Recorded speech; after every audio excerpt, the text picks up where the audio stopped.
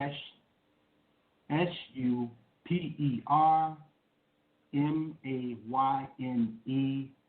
and that's for Podomatic.com at Podomatic Superman. That's all of my links to my music. And if I may, I'd like to throw out one more link, and it is for donations. Donations are, pretty much a thing that is necessary these days, with a lot of people not working and in need of help.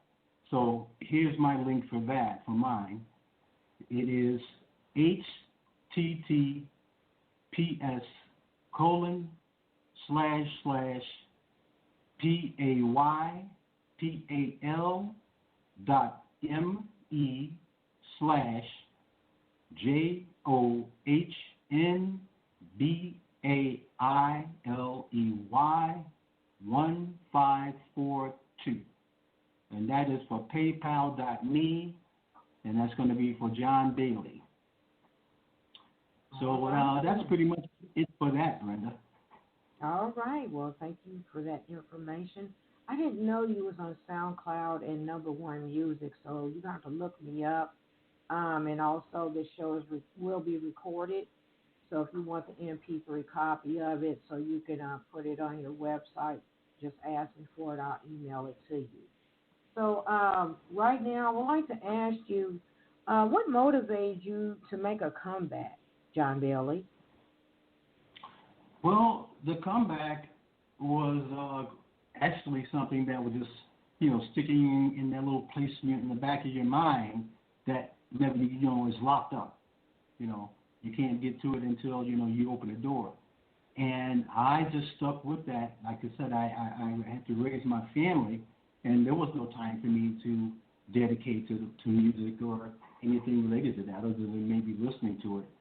So as my children, progressed and they all got out of the house and started their own lives, I had the opportunity to get back into my true passion, and that was the association with music. I couldn't wait to, just to get started. I started from scratch, and I had to take a different route. I wasn't doing live shows in a band anymore. Life has changed, over the decades. So I had to use my electronic background because I attended DeVry University back in the day, and I received an electronics engineering degree. But that aided me a lot in going in that direction. I got the proper software. I had to get equipment, familiarize myself with the equipment, but everything else was inside of me as far as how music flows, all the, different things that go into it to get it produced, to get it mixed, to get it edited, and just learn everything that there is to know about producing good quality music. So I stuck with it for a while. Everything came to me, and it was just a natural thing for me. I've always had, rhythm and tempo, that type of thing, but there's so much more involved with music that I had to do a lot of, studying and all of that. I never had formal training. So I'm what they call an ear musician. Just by listening, I can pick up and I can, do what I need to do and produce and be productive. All right. Well, thank you for that information. You call yourself an independent artistpreneur. How did you come up with that?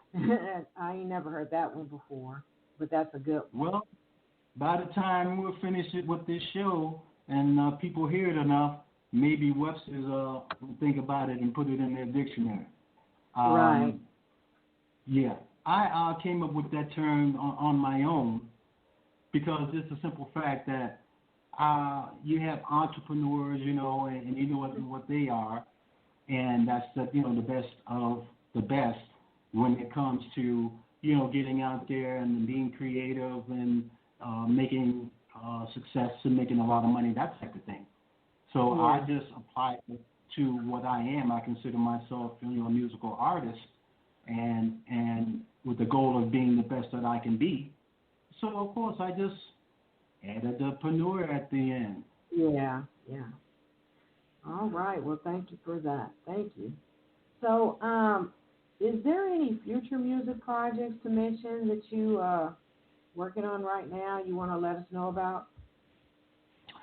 I am constantly busy to the point where, my poor wife, she's like, what's up with this dude? He spends so much time. Yeah, I'm up in the second bedroom, which I call my man cave studio, and I spend so much time up here to the point whereas I sacrifice, my health a little bit because I don't sleep as much as I should, but I balance it out. The whole thing with that is as long as I get results and I'm doing something positive and it keeps me busy, I don't have any real qualms about it. Other people may because they can't contact me as much as they used to when I was younger and had a different life. But what they call being stuck. There's no cabin fever or anything like that. I'm not bored because music is so interesting, and you just have to have a lot of knowledge and patience and wisdom and just a lot of other things that you have to use all together to produce what you love. And to me, that's music.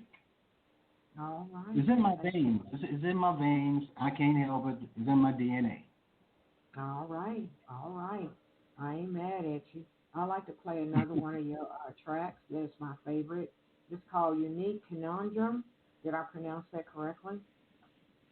Conundrum, correct. That term there, when someone gets themselves in a tight spot, such as we are right now, in this world, and that's a term that is used to say, wow, this is a terrible conundrum. So that's pretty much just, in a shell, the saying, hey, everything's messed up, everything is just bad. Yeah. This track here really attracted my attention because it put me in that space, made me sit and think, and it made me feel pretty good listening to the music, the melody. Well, here it is. So I'm going to play you it. just zoned out. Yeah. Nothing wrong with that. Hey, I appreciate it. Yeah, okay. Well, I'm going to go ahead and spin it. You stay in that seat. John, we'll be right back. Okay, thank you.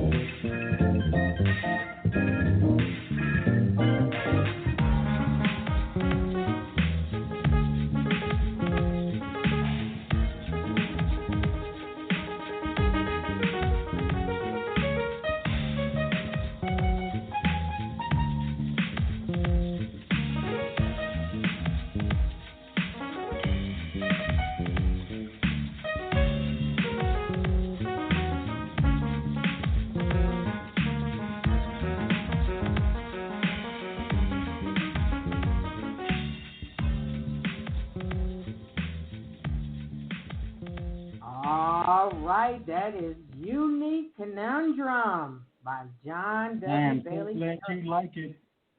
Yeah, I love it. I love it. I love it. So, as we go on with our show, will you be collaborating with any other artists coming up in your future music projects, John? As far as coming up, there's actually only one person that I have in mind, and that is my new musical friend, and his name is Lee Austin. Lee actually is on your show, and he is a magnificent musical artist. He and I have a real, good relationship, even though we've only known each other for, a little bit. It's like, you talk to someone for the first time, it seems like you know them all your life. We have so much in common, and we just click like that. So he and I talk some. We communicate on a regular basis now, and Lee has a lot of talent. He's a blessed individual, and he feels the same about me. So we decided to get together, and we've actually started, sending back information to each other with ideas and concepts of things that we've done. He'll send me some blanketed music, just some foundational stuff, and I'll do the same to him.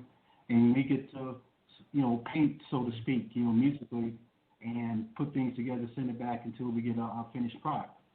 So we're right in the middle of doing that right now. I have 4 or 5, songs that I got from him that I'm actually currently working on, and I sent him some as well. So you may hopefully in the future be hearing some of that and playing it on your show. All right, yes, I want you to come back, of course. Now, with your goal in mind, you want to have your music featured and hosted on radio and TV and films, etc., both nationally and globally. So is that still in your goal to meet that? That is still my ultimate zenith. That is the plateau that I'm trying to reach. And the reason I'm leaning that way is because my ultimate desire is to actually create and design and make music not just for me, but for the fans, to help fulfill what they need. Everybody has a void in their lives, and I just want to do something for the fans because, they listen to us, they support us, and assist us with, getting through in our music, lives. So I just want, to recognize them and, with the accomplishments and comments and well wishes that, I get from, a lot of them. But as long as they can get something that they can associate with that makes them feel good, if that doesn't, do it for them, I'll just try harder. But in my life, if you want to be happy, you have to make yourself happy. So if I can, assist in that, I think I've done what I, needed to do. And also, there is a financial, compensation, associated with that as well. So I'm looking to try to, tap into that too. All right. Thank you for that information. You're more than welcome to give a shout